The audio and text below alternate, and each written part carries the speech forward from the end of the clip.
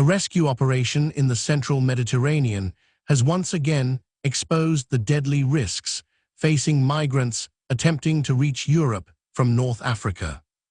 On Monday, August 17, a charity rescue ship operated by the Italian humanitarian organization Emergency rescued 50 migrants from an overcrowded wooden boat in international waters off Libya.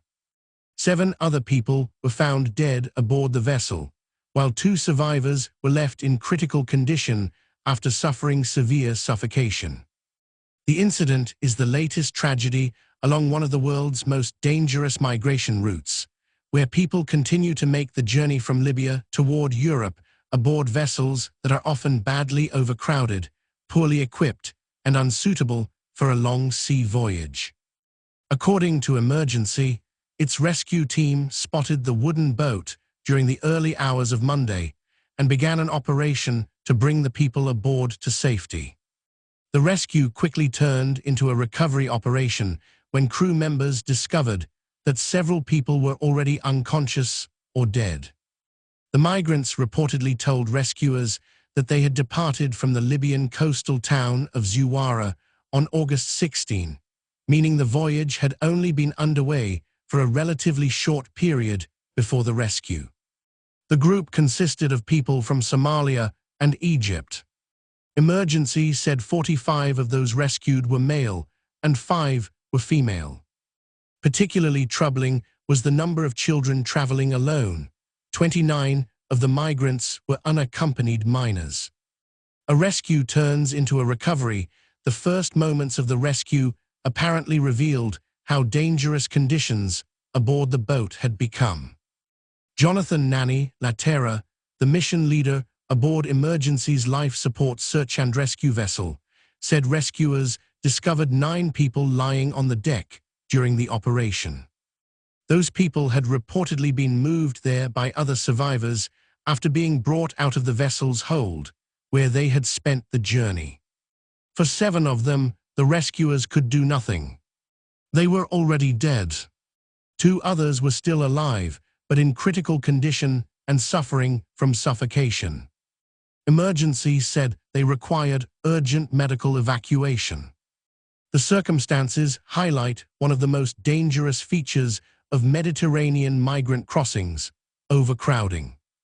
When large numbers of people are placed into a confined space with limited ventilation, the danger isn't limited to the possibility of the vessel sinking.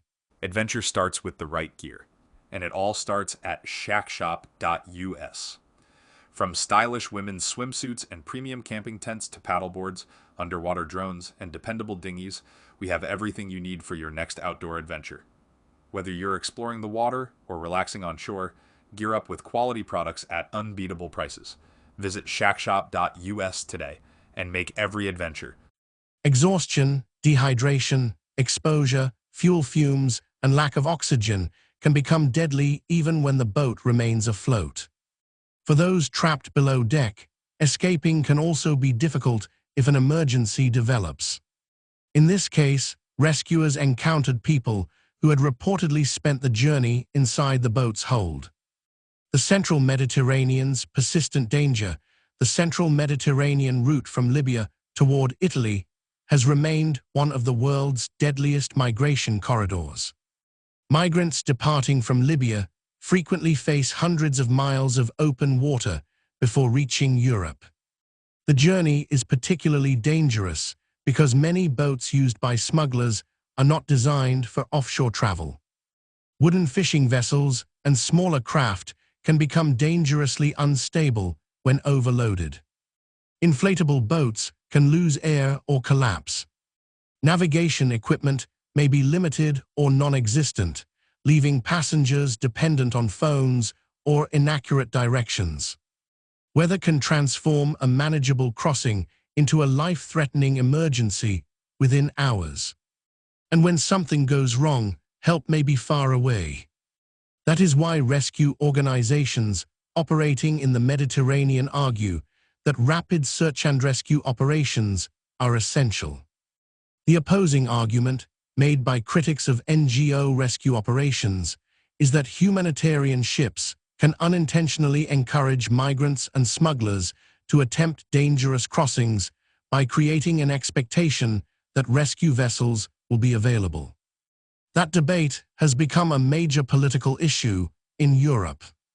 But regardless of where governments and political parties stand on migration policy, the immediate reality is that once an overloaded boat is at sea, rescuers frequently face a decision between attempting a dangerous rescue or watching people die. Libya's role in the migration route Libya remains one of the principal departure points for migrants attempting to reach Europe. The country has experienced years of political instability, competing authorities and armed groups, creating conditions that have allowed human smuggling networks to operate.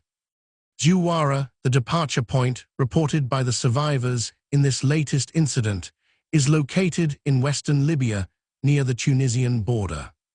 From there, migrant boats can head north into the Mediterranean, often with Italy or Malta as their intended destination. The people making these journeys come from a variety of countries and circumstances. Some are escaping war or political persecution. Others are fleeing poverty, instability, or a lack of economic opportunity. Some have already spent months or years traveling through Africa before reaching Libya. The journey itself can also expose migrants to abuse and exploitation before they ever reach the water. For those who eventually board a boat, the Mediterranean crossing represents another enormous gamble. Children among the survivors, perhaps the most striking detail in Monday's rescue, was the number of unaccompanied minors. Emergency said 29 of those rescued were children traveling without a parent or guardian.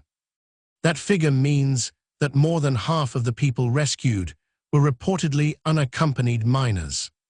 For rescuers, the presence of children adds another dimension to an already complicated operation. Children trapped inside an overcrowded vessel can be particularly vulnerable to dehydration, exhaustion, hypothermia, heat exposure, and suffocation. The fact that so many minors were apparently willing, or felt compelled, to undertake the journey demonstrates the extraordinary risks some young people are prepared to accept in pursuit of safety or a different future. It also raises difficult questions for European governments about how children who arrive without parents should be processed, protected, and eventually reunited with relatives or placed under appropriate guardianship. A pattern of Mediterranean tragedies. Monday's incident was not an isolated event. The central Mediterranean has repeatedly witnessed boats disappearing with dozens or even hundreds of people aboard. In April, Reuters reported that at least 17 migrants died after a boat broke down and drifted for 8 days in the Mediterranean off eastern Libya. 9 others were reported missing, while 7 survived. In July, at least 50 migrants were feared lost after another wooden boat capsized off eastern Libya. 10 people survived. And in April, 2 merchant vessels rescued 32 migrants near Italy while recovering 2 bodies. Survivors reportedly said that 71 additional people had been lost at sea. The numbers demonstrate how quickly a migration journey can become a mass casualty event.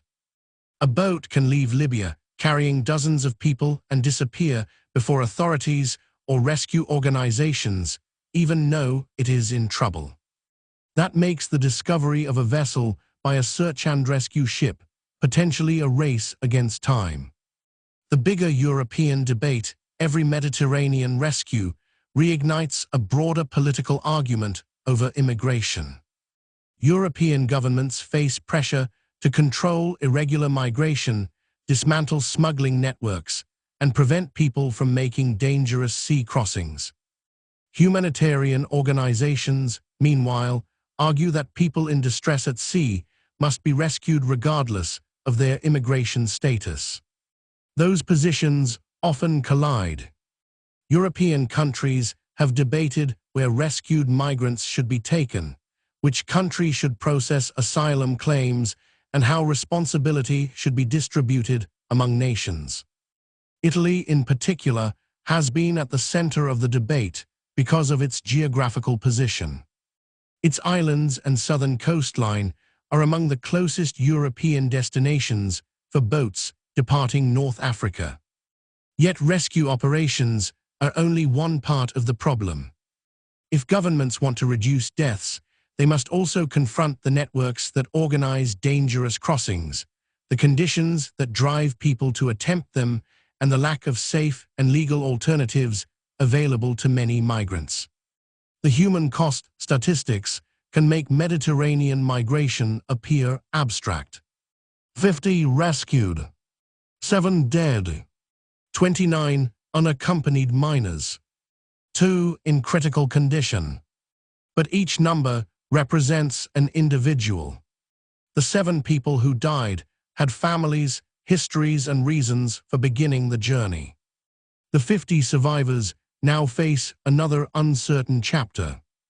For the 2 people who required urgent medical attention, survival depended not on whether they could reach Europe on their own, but whether rescuers could find them in time. And for the children aboard the boat, the experience may remain with them for the rest of their lives. The rescue ship's crew succeeded in preventing a much larger loss of life. But the 7 bodies recovered from the boat are a reminder that even a successful rescue can arrive too late for some. A dangerous journey with no easy answers, the Mediterranean migration crisis has persisted for years because it is driven by multiple forces rather than one single cause. Conflict, poverty, political instability, persecution, human trafficking, organized smuggling, and Europe's immigration policies all form parts of a complicated system. Stopping boats alone does not necessarily stop migration. Increasing rescues alone does not prevent people from boarding them. And humanitarian organizations cannot solve the political and economic conditions that cause people to leave their homes.